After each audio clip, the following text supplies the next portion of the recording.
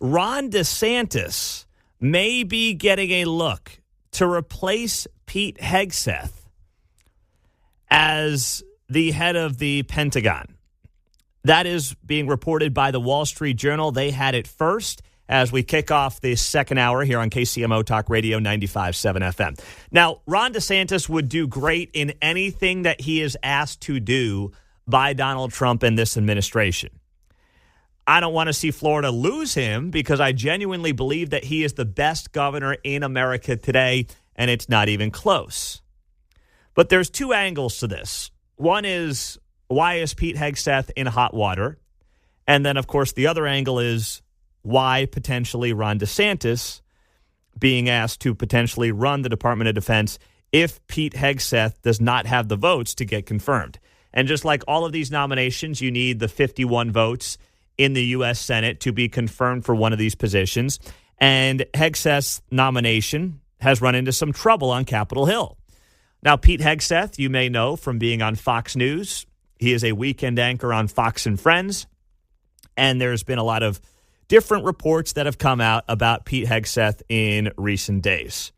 There have been reports around how good of a job he did running some of the veterans organizations that he ran, whether or not he was a little frivolous when it came to spending and what he was spending money on.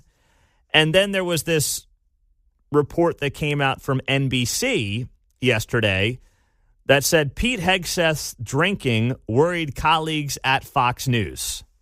Now, the problem is everything about Hegseth is anonymous sources. Everything. I don't know Pete Hegseth. He's been on this show. A lot of people that I know at Fox News have said good things about him. So I take these reports with a grain of salt. I think we all should.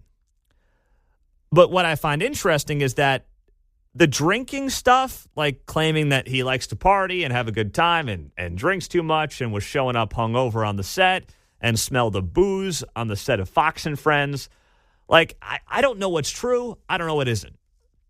I just know that if I was Donald Trump, would worry me more than, let's say, some of the other personal shortcomings that have come up about Pete Hegseth, such as maybe the womanizing. I'm not saying one is morally right. They're both morally wrong if they are true. Big caveat there.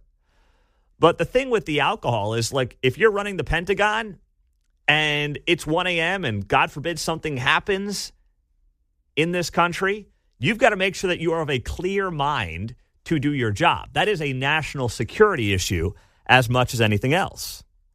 So that to me, when I saw that, I was like, okay, I don't know if it's true or not, but I do know this.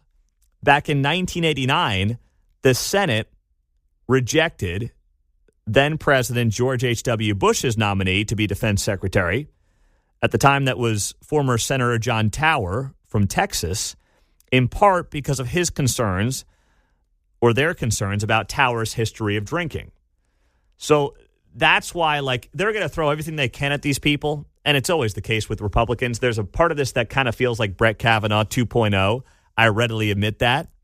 And I also find it interesting that this post on X came from John Nicosia. He is the managing editor at Mediaite. And he made a very good point on this whole Pete Hegseth thing that came out, all these drinking rumors that came out.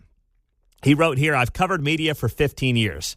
If Pete Hegseth was drunk on set, as people are saying, it would have been gossip everywhere. He said, I was managing editor at Mediaite when the Roger Ailes stuff went down at Fox. That place, meaning Fox, talks and leaks a lot. Until tonight, meaning last night. He says, not a word or post on the current media gossip sites about the smell of booze, nothing. He says the media business is brutal. Getting rid of Pete Hegseth if he was drinking opens up another primetime spot for the next star in line to take a seat on the couch, meaning the Fox and Friends couch. It's just that simple. Someone would have leaked it far sooner. This is a hit piece and garbage and nothing more. And I hope that's the case. I mean, none of that stuff makes Pete Hegseth look good, and he's always been pleasant when he's been on this show. So I have no reason to believe it's anything but a hit piece. But then the Wall Street Journal comes out last night and reports that Donald Trump is looking at potentially Ron DeSantis. Now, of course, Ron DeSantis is a veteran. He served in the Navy's Judge Advocate General's Corps from 2004 to 2010. And the Wall Street Journal said that the Trump team is seriously looking at DeSantis if Hegseth can't get confirmed. If the Trump transition team was hell-bent on getting Hegseth through, they wouldn't have put this story out there. They wouldn't have bothered with any of this, right? They would have just said, you know what, forget it. We're just going to move on with Pete Hegseth. We have no reason to believe any of these anonymously sourced reports to NBC, and we're not going to float out some kind of Ron DeSantis thing. But the fact that that is coming out suggests to me that Trump may not want to waste a lot of political capital on somebody like Pete Hegseth. Right or wrong, he just may not want to do it. Because remember, these confirmations are going to take up a lot of bandwidth come January into February, right? And Trump may say, listen, I can't deal with the headache right now. I've got to hit the ground running, and I've got to get people in there who can get confirmed and get confirmed quickly, and then I've got to get to work.